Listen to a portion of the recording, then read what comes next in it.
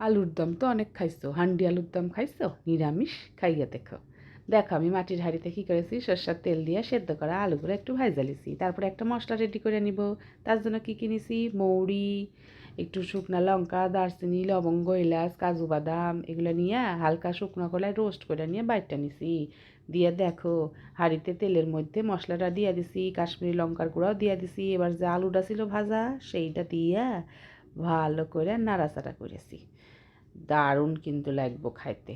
দেখো কত সুন্দর রং আইছে না, কাশ্মীরি লঙ্কা দিয়ে রং আইছে। দিয়ে একটু ঢাইকা দিছি। দিয়ে এবার দেখো তেল ছাইড়া দিছে। দিয়ে একটু সামান্য জলও দিছি। দিয়ে ঘি চড়াইয়া মাখা মাখা হয়েছে না, মাইয়া নিছি। রুটি লুচির সাথে খাইয়া দেহ। আলুর দম তো অনেক খাইছো, হান্ডি আলুর দম খাইছো? নিরামিষ খাইয়া দেখো।